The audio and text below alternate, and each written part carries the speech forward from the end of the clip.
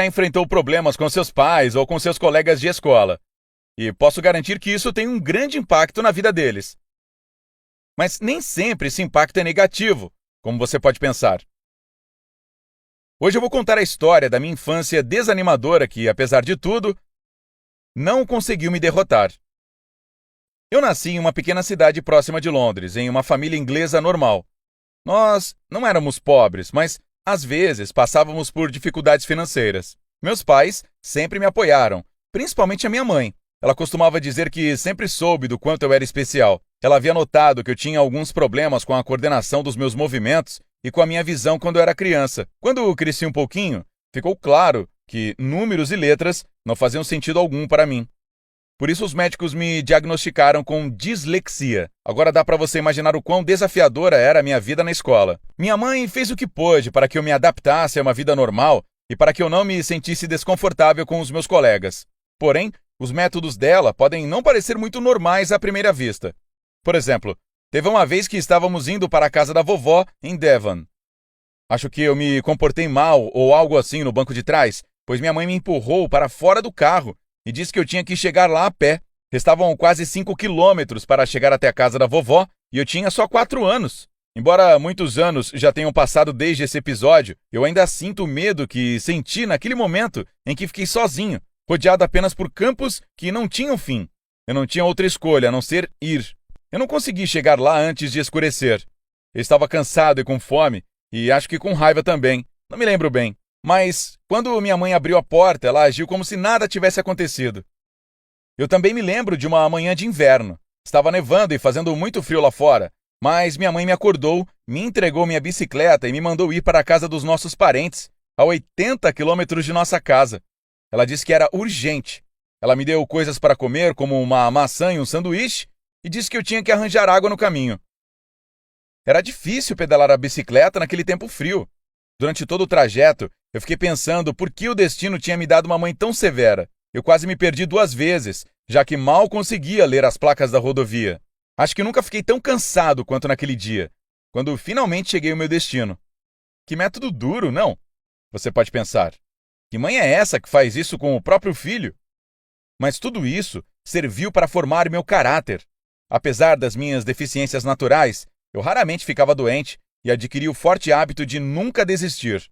Meus anos na escola foram cheios de atribulações do meu dia a dia. Seguindo uma tradição de família, meus pais me mandaram para uma escola só para meninos e os professores de lá podiam nos bater por qualquer coisa errada que fizéssemos. E eu errava bastante, como você já deve ter imaginado. Os professores achavam que eu era a pessoa mais burra que eles já tinham conhecido. Bem, acho que eles tinham razão, pois eu não conseguia responder nada do que perguntavam. Ninguém tinha percebido que eu tinha miopia. Só depois de 2 semestres é que eles encontraram os óculos certos para mim, mas eu ainda não conseguia estudar bem, pois era disléxico. Eu tinha testado minhas habilidades na quadra, mas, você sabe, eu não conseguia me tornar um atleta.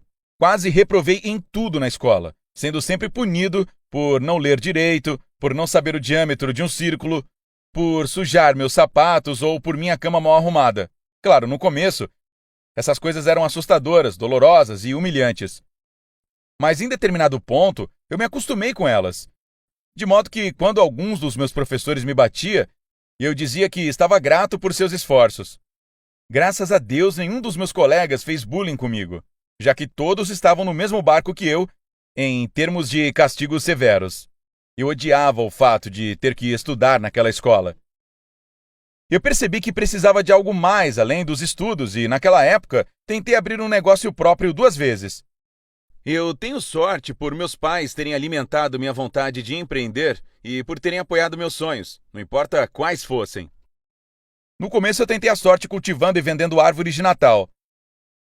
Mas não tive sucesso nisso por causa dos coelhos. Esses intrusos comeram quase todas as mudas. Eu fiquei com tanta raiva que quis me vingar. Comecei a caçá-los, mas infelizmente eu só consegui vender algumas carcaças por uma ninharia. Era muito menos do que eu tinha investido nas mudas, mas era suficiente para começar outro negócio. Aí, resolvi criar periquitos e vendê-los. Meu pai até construiu uma gaiola enorme para eles. Mas um dia, quando voltei para a escola depois de outro feriado, Minha mãe me ligou e disse que os ratos comeram todos os passarinhos. O que há de errado com os animais à minha volta? Eu pensei. Só alguns anos depois é que minha mãe confessou que a culpa era dela. Ela tinha deixado os periquitos fugirem, pois eram muito barulhentos e era preciso gastar muito para cuidar deles. Foi um período terrível da minha vida, mas eu nunca duvidei de que poderia fazer as coisas acontecerem. Quando fiz 13 anos, fui transferido para outro colégio interno, onde um nível mais alto de problemas começou. Eu ainda tinha notas ruins, mas meu desempenho acadêmico baixo, como os professores chamavam, me levou a um caminho revolucionário. Eu tinha algumas ideias para a reforma da minha nova escola e as levei ao diretor. Por exemplo, eu pensava que era muito estúpido e sem sentido fazer todos os alunos comparecerem aos jogos de futebol. Para que forçar os mais fracos a assistir aos mais fortes jogando? Tinha que haver um pouco de justiça no que se referia ao modo como os estudantes passavam seu tempo livre.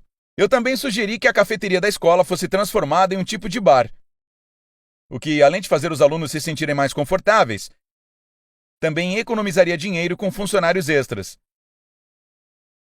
Eu senti uma faísca de futuro brilhante se acender dentro de mim. Claro, o diretor não me levou a sério. Eu devia ser muito chato. Na verdade, ele disse que no futuro eu acabaria na prisão ou me tornaria um milionário. E eu preferia a segunda opção. Em pouco tempo eu saí da escola, aos 16 anos, sem me graduar, pois me dei conta de que aquele lugar não era para mim. Minhas visões revolucionárias eram apoiadas por meu melhor amigo. Então nós resolvemos criar uma revista com foco em alunos, já que eles começaram a se interessar por manter uma vida social. Infelizmente, nem eu nem meu sócio tínhamos dinheiro para investir nisso. Quis o destino que minha mãe, minha eterna apoiadora, encontrasse um colar na rua, e ela o deu à polícia. Depois de meses sem ninguém ter ido à delegacia para reivindicar a joia, ela a recebeu de volta, a vendeu e me deu o dinheiro. O valor equivalia a uns $2.000 de hoje. Nós usamos essa quantia para pagar a energia elétrica e os custos de postagem da revista. Eu fiquei muito grato a ela por isso. Algum tempo depois, nós conseguimos anunciantes poderosos para nos ajudar a publicar a revista e tivemos algumas entrevistas com músicos populares. Foi assim que meu primeiro passo rumo à vida adulta me trouxe sucesso e deu início ao meu império empresarial. Poucos anos depois do lançamento da revista, eu fundei uma gravadora musical, que mais tarde se tornaria a Virgin Records. Em pouco tempo, consegui expandir a marca Virgin, criando mais de 100 empresas com 60 mil funcionários pelo mundo todo, nas áreas de aviação, gravações musicais e até agência espacial. Minha atitude em relação à vida é aproveitar cada minuto todos os dias. Eu nunca faço algo com o sentimento de "Ai, meu Deus, eu tenho que fazer isso hoje". Meu nome é Richard Branson e espero que minha história prove que não há circunstância da vida que possa impedi-lo de se tornar o que você é. Lembre-se, sua personalidade é a única coisa que pode determinar seu futuro. Agora, role a barra de navegação para baixo e comente o que você acha sobre o seu próprio futuro. Não se esqueça de se inscrever no canal para não perder outras histórias.